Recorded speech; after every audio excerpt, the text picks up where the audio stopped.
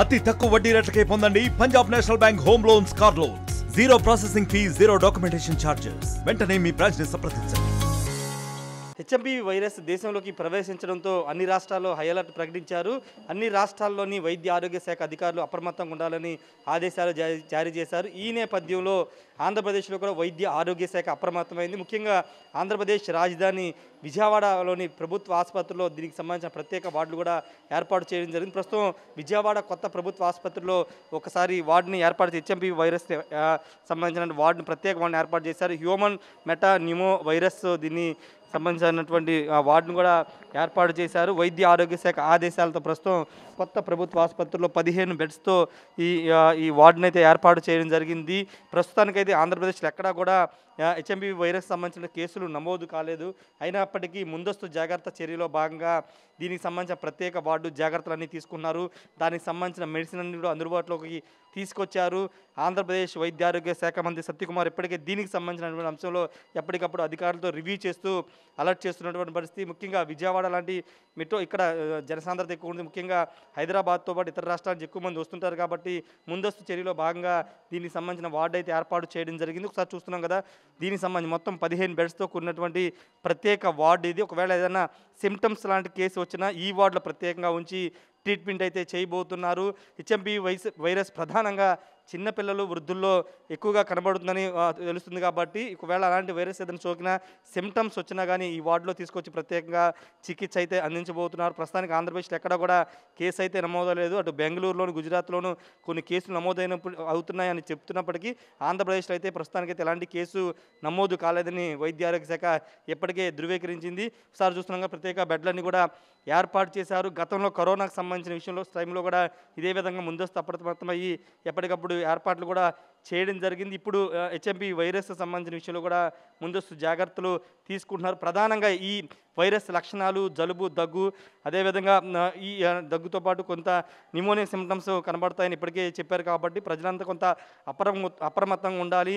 ఎందుకంటే ఎలాంటి సిమ్టమ్స్ ఉంటే పిల్లల్లో కానీ ఎవరైనా ముందస్తు చర్యలో భాగంగా స్థానిక హాస్పిటల్లో కానీ ప్రభుత్వ హాస్పిటల్లో చూపించుకోవాలని అధికారులు ఇప్పటికే చెబుతున్నారు కాబట్టి దానికి అనుగుణంగా కొత్త ప్రభుత్వ ఆసుపత్రులు కూడా దీనికి సంబంధించినటువంటి బెడ్స్ అనేవి ఏర్పాటు చేశారు. అయితే ఇతర రాష్ట్రాలకు సంబంధించినటువంటి విషయంలో ఇక్కడికి వచ్చే వాళ్ళకి సంబంధించి ఇంకా పూర్తి స్థాయిలో అంటే రాష్ట్రాలు ఇంటర్ స్టేట్కి సంబంధించిన విషయంలో ఇప్పుడు వరకు ఎక్కడా కూడా టెస్టులు అనేవి స్టార్ట్ చేయలేదు. ఒకవేళ తీవ్రత పెరిగితే కనుక టెస్టులు కూడా స్టార్ట్ చేసే అవకాశం అయితే కనబడుతుంది. ప్రస్తుతం దీనిపైన మనతో మాట్లాడిన న్యూరలా గారు ఉన్నారు, అసోసియేట్ ప్రొఫెసర్ ప్రస్తుతం అంతా ఉన్నారు. సార్, ఏంటి ప్రత్యేక వార్డు ఏర్పాటు చేశారు, ఏదన్నా కేసులు కానీ గుర్తించడం కానీ అలాంటి సిమ్టమ్స్ కానీ ఇక్కడ మన విజయవాడలో ఏమైనా గమనించడం జరిగిందా? నమస్కారం అండి, నేను doctor Nurullah, emergency medicine associate professor. మాకు as per the instructions from the central government and state government and health minister we are ready with 20 beds, 20 beds మేము రెడీ చేసాం యాజ్ ఆఫ్ నౌ. మాకేంటంటే ఇప్పటివరకు ఒక కేసు కూడా నమోదు కాలేదు. But we are ready, we are geared up with all the equipments, beds, everything.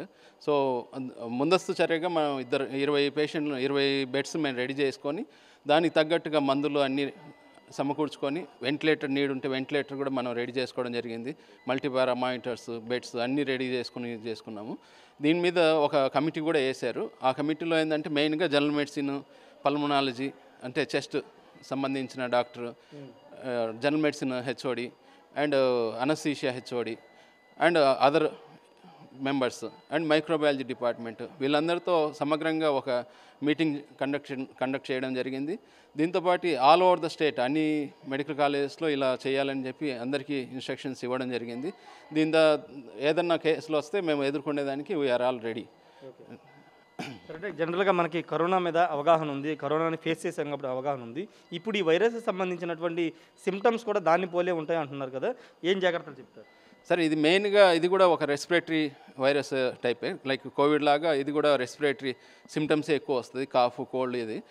ఇది అందరికీ అంటే ఎవరికి అటాక్ అవుతుంది మనం చెప్పలేం కానీ బట్ సివియారిటీ అనేది ఎక్కువగా ఎక్స్ట్రీమ్స్ ఆఫ్ ఏజ్ అంటే చిన్న వయసులో ఉండే పిల్లలకు, వృద్ధులకు ఇద్దరికి ఎక్కువగా వాళ్ళకి ఏంటంటే ఇమ్యూనిటీ తక్కువ ఉంటుంది కాబట్టి వాళ్ళు ఎక్కువగా ఇబ్బంది పడే అవకాశాలు ఎక్కువ ఉన్నాయి. అందువల్ల ఏంటంటే ఇది యాజ్ సచ్గా మనం భయపడాల్సినంత అవసరం ఏం లేదు. ఇది చాలా సింపుల్ వైరస్, చాలా సింపుల్ ఇన్ఫెక్షన్, లైక్ మన కామన్ కోల్డ్ లాగా ఇది ఉంటుంది. బట్ సేమ్ టైం ఏంటంటే ఎక్స్ట్రీమ్ ఏజ్ ఉండే వాళ్ళకు డయాబెటీస్, షుగర్స్ అలా ఉండే వాళ్ళకి ఏంటంటే కొంచెం వాళ్ళు జాగ్రత్తగా ఉండాలనేది మా సూచన.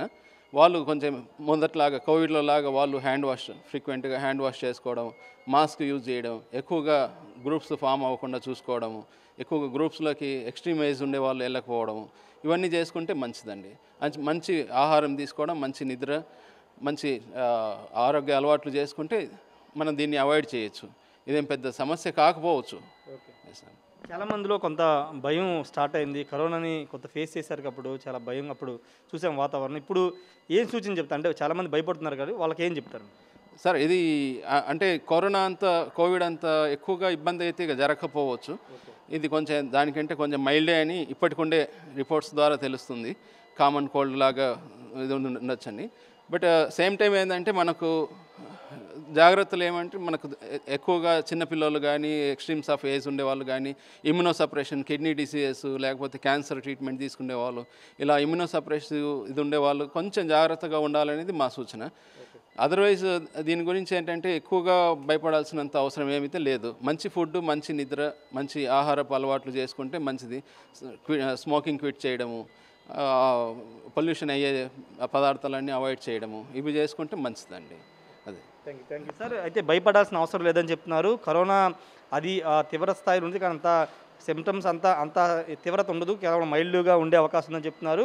కొంత రోగ నిరోధక శక్తి తక్కువగా ఉండే వాళ్ళు కొంత ప్రమాదం అయ్యే అవకాశం ఉందని చెప్తున్నారు. ప్రస్తుతానికి అయితే ఎలాంటి కేసులు లేవు కానీ ఒకవేళ ముందస్తు జాగ్రత్తలుగా ప్రతి ఒక్కరు కూడా కొంచెం జాగ్రత్తలు పాటించాలి. హెల్తీ ఫుడ్ తీసుకోవడం కానీ, శానిటైజేషన్ వాడడం కానీ, లేకపోతే గ్రూపులుగా ఫామ్ అయ్యి మాట్లాడుకోవడం ఇలాంటి చేయకోకుండా జాగ్రత్తలు తీసుకోవాలని చెప్తున్నారు. ఒకసారి వార్డును చూసే సిచ్యువేషన్ ఒకసారి చూస్తే కనుక వార్డులో ఎక్విప్మెంట్ కూడా సిద్ధం చేసి ఉన్నారు. ఎక్కడ కూడా ఎలాంటి ఇబ్బంది లేకుండా ఎక్విప్మెంట్ కూడా సిద్ధం చేశారు. దీనికి సంబంధించిన ఈ వార్డుకి సంబంధించిన ఒక ప్రత్యేక టీమును కూడా ఏర్పాటు చేసి ఒక నోడల్ అధికారితో పాటు ఎనస్థీషియాకి సంబంధించిన ఒక హెచ్ఓడిని, అదేవిధంగా జనరల్ సర్జన్ సంబంధించిన హెచ్ఓడిని ఒక ఏర్పాటు చేయడం, కొంతమంది ఇంకా డిపార్ట్మెంట్ సంబంధించిన కూడా ఒక టీమ్గా ఫామ్ చేసి ఎప్పటికప్పుడు వాళ్ళు మాట్లాడుకుంటూ ఏ కేసులకు సంబంధించి వస్తాయి కానీ ఎలాంటి ముందుకు వెళ్ళాలని దానికి సంబంధించినటువంటి అంశంలో మాట్లాడుకున్న పరిస్థితి.